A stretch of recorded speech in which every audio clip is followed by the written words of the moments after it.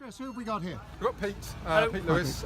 Pete is one of my operational commanders, or duty officer, as the crew will know the term. Okay. And Pete's role effectively is to manage the day-to-day running of the sector. It's a 24-hour vehicle that we have, so that we can offset any issues from staffing right through to protracted incidents. And Pete's probably the best person to talk about exactly what your role is. Yeah, absolutely. So this is a heck of a vehicle. I noticed from the exhaust and what have you, it usually goes in flood water and all yeah, sorts. Yeah, absolutely. We did use it when we had the Somerset floods. Yeah. I rescued a patient in particular. It was actually in addition the snorkel, so they put it on after the floods, but it did do very well.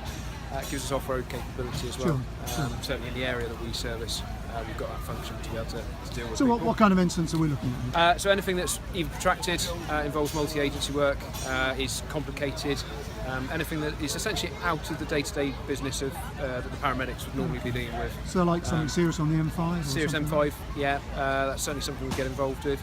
Anything that involves working closely with other organisations, what we'll do is we'll take a stand back and we'll provide command support and make sure that actually the health, safety and welfare of all the staff on scene are looked after, and that we can appropriately respond to the incident, making sure that our resources are correct, depending on what the incident is. So how long would you typically keep, I mean from a finance perspective, how long would you typically keep a vehicle like this one? Well, this one, they're looking at a replacement programme. Okay. I think these are now 5 years old. Again, this is nationally generated money, I'm assuming. No, it's not. Local? This is we're as a foundation trust, we're given a sum of money, and within that money we have to operate an ambulance service. Okay. And obviously one of our two main elements are vehicles and staff, and the vehicles have a lifespan, and our finance people will calculate what that lifespan is against the original cost of that vehicle. This one, because it was more expensive than a normal response car, the lifespan was extended in order to write the cost down. Brilliant. So that's effectively what it was done. Also the other aspect of the duty officer role is to minimise the amount of resources that an incident will suck in.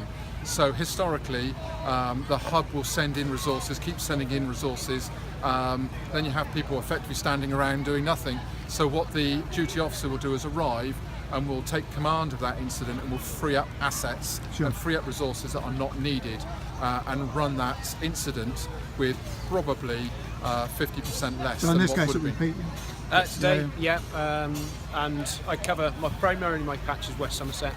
So out towards Minehead, over to Ilminster, and including Taunton. And including Taunton, and then up to Bridgewater as that order. And this vehicle now, what sort of mileage would that have done? This is 160,000 miles. Good. A couple of engines on her, but she's still going. She goes well. So if you see it, getting value for money for our taxpayer, basically. Yeah, absolutely. Yeah, they do work hard. They're 24/7 vehicles, and so actually they are utilised throughout the day and will be used within that period. Many times. And again, I'm assuming you're here on a voluntary basis too? No, I'm actually at work today, so, so I am on call in case of those incidents that come in. So you can be off in any moment now. This is hence the Glad I called easy you. access. Yeah, indeed.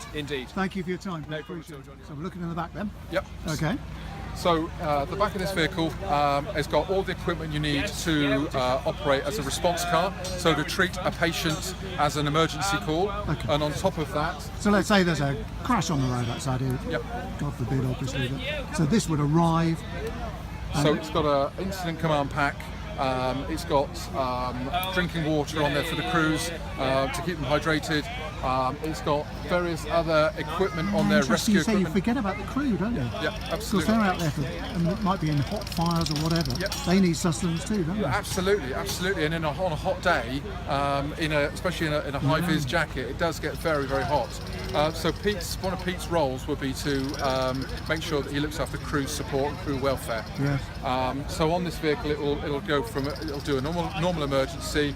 It'll do rescue as well with the rescue basket stretcher, right down to chemical and biological incidents with antidote pens, so atropine pens. So it's got all that on it as well. So we've had this horridness recently, haven't we, with the acid in the face thing? Yes. this would be the vehicle, if it arrives there, would be great because there's lots of water and... This vehicle would support Heart, and actually Pete would take overall incident command over Heart, and then the Heart commander would feed into Pete Gotcha. with what he can offer Yeah. Pete, and then Pete will make that decision and then raise it up through the command chain. But yes, it would be in support of the Heart team and the fire service. Sure. So that's what this vehicle. So this vehicle can do everything in anything. Fantastic. Thank you.